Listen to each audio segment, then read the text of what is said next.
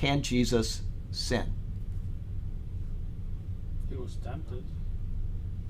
Could he sin? He could sin, Well, he didn't sin. yes, But he didn't. If he He could, sin, but he could. but he wouldn't. Okay, It's like- this is a giant argument. This is known as impeccability. Was Christ impeccable? Okay, that's the one question that you really want to consider. Out of all of the nature of Jesus Christ, out of every question, you're always going to have two answers. But the question of could God sin? Obviously no. Could Jesus, the human, sin? And my answer would be what yours and yours would be is it's possible that he could, he just didn't. Right, that's Okay, why but he's perfect. well, Because I understand that, but you've just said something. He's said perfect. A few things, right? Okay? He is. Okay, so could Jesus sin? And now I'm not going to answer that other than to say that he could have, if he could have, he did not. Okay? I don't know the answer to that question. I can tell you that is one thing that I have thought about for years, and I've read every commentary that you can possibly imagine on it, and it is something that you will look at it and you'll come to this conclusion, then you'll say, now wait a minute, because was the test fair then? He was tested in all ways and yet without sin, etc. Okay, so you have to take everything into consideration. And in the end, I do not want to stand before the Lord and say, yes, Jesus could have sinned, but he didn't. So I would say that he didn't. That's all that matters to Charlie Garrett. Right. Jesus Christ, but you add something.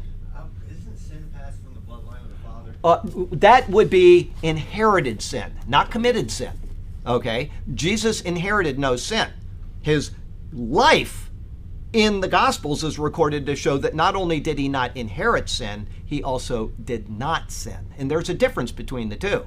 Okay? Because Adam did not inherit sin, but he did sin. Okay? And so the question comes back again. Could Jesus sin? Was he impeccable or was he not? Technically, he could have because he became sin for us. It means he couldn't take the punishment of sin. Yes, but that is an imputation of sin. Yeah. That is the picture from the Old Testament. So the He question, took could on commit- our sin. Could What? Could he commit sin? But it Could says he that- commit sin? He became sin so that we might become the righteousness of God in him. But that was an imputation of our sin on him.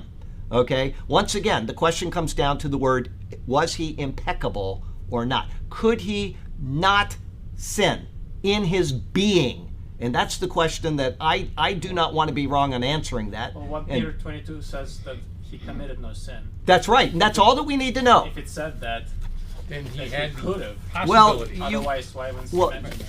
Right. Does it mean that?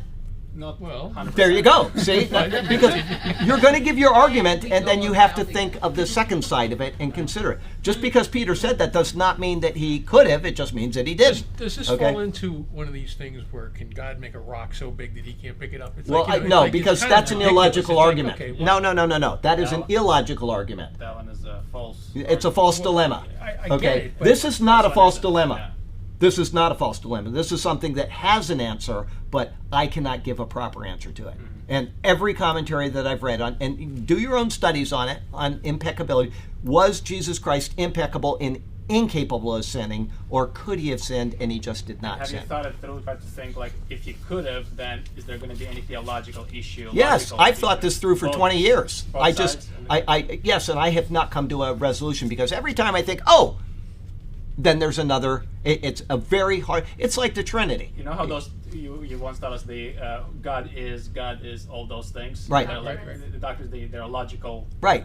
What do you call them? The syllogisms. Yeah, syllogism, yeah. This, So therefore I wonder if there's this. something could be a syllogism like this. Why for don't you Jesus. sit down and do one?